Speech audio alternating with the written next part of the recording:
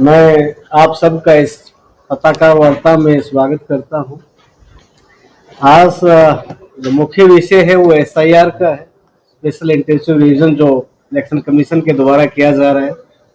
आपको पता है कि ये 3 फेज में 2 फेज इसकी हो चुकी है, तीसरा फेज अभी शुरू हुआ है, जिसमें हरियाणा को लिया गया है और इसमें जो क्वालिफाइंग डेट है वो 1/7/2026 है। हमने प्रिपरेशन ट्रेनिंग और पेंटिंग का काम अभी हमारा चल रहा है, जो 5/6/2026 से 14/6/2026 तक चलेगा। इसके बाद 15/6/2026 से 14/7/2026 तक हाउस टू हाउस विजिट होंगी बीएलओ के द्वारा।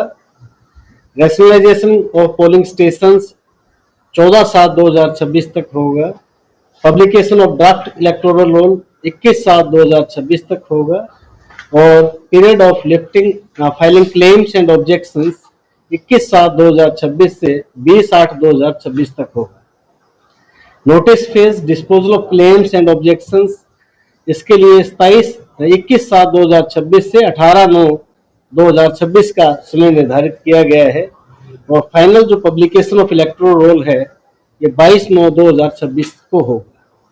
आपको पता है कि एसआईआर एक सतत प्रक्रिया है जो इलेक्टोरल रोल्स के स्वास्थ्य को दुरुस्त करने के लिए उसमें जो डुप्लीकेट वोट्स होते हैं या जो परमानेंट शिफ्टेड वोट्स होते हैं या जो वोट किसी की डेथ हो गई है तो भी वो इलेक्टोरल रोल में रहता है, तो उसको दुरुस्त करने के लिए, उसको स्टिक बनाने के लिए एसआईआर की प्रक्रिया वो लगातार चली आ रही है और रिप्रेजेंटेशन ऑफ पीपल एक्ट और हमारे संविधान के अनुच्छेद 324 के तहत ये प्रस्तावित है, जिसके तहत ये प्रक्रिया हो रही है।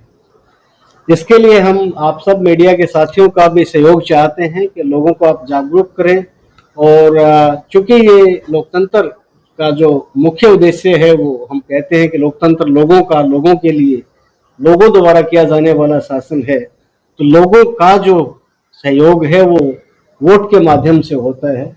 तो जब तक इलेक्टोरल रोल दुरुस्त नहीं होगा, उसमें किसी भी प्रकार की खामी होगी तो कि स्वस्थ लोकतंत्र को हम सुनिश्चित नहीं कर सकते। तो स्वस्थ लोकतंत्र स्वस्थ मतदान सूची पर निर्धारित रहता है, तो उसमें हम चाहेंगे कि आप सब का सहयोग हमें मिले और समाज के सभी लोगों का सहयोग मिले। सभी पॉलिटिकल पार्टी से पहले ही यहाँ पे मीटिंग्स हो चुकी हैं, बीएलओ सुपरवाइजर्स का हमने सबकी ड्यूटी लगा दी है और अभी बीएलओ की ट्रेनिंग भी चल रही है। तो ये सतत प्रक्रिया चलेगी और हम आपसे अनुरोध करते हैं कि समाज को भी इसके बारे में जागरूक करें, सभी मतदाताओं को भी अपने मत अधिकार के बारे में पता हो और वो भी अपना नाम सुनिश्चित करें कि जो इलेक्टोरल रोल है उसमें उनका नाम हो। और किसी भी प्रकार की किसी को कोई ग्रीवेंस है तो हमारा टोल फ्री नंबर है 1950, उस पर फोन कर सकते हैं। हमारे यहाँ पे डिस्ट्रिक्ट लेवल पे आकर के आप हमें इन्फॉर्म कर सकते हैं। यहाँ पे भी हमारे ऑफिसर्स बैठे रहते हैं और सब डिवीजन लेवल पे भी आप कोई भी है वो कंप्लेंट रेज कर सकते हैं।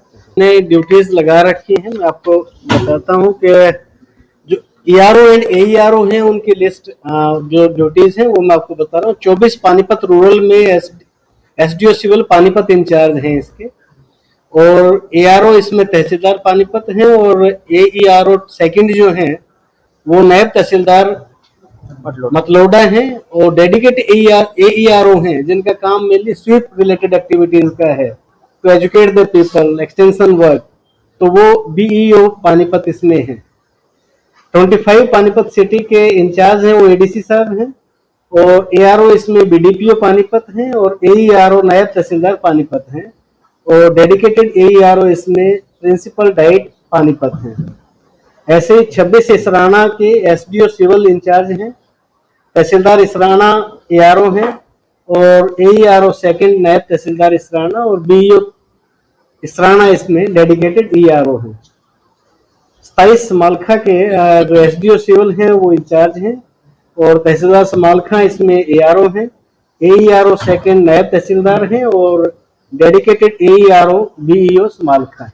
इसका लक्ष्य कब तक रखा गया है कि हर काम का मैंने आपको डेडलाइन बताई ना, तो फाइनल जो पब्लिकेशन और फाइनल इलेक्टोरल रोल है वो 22/9 को है।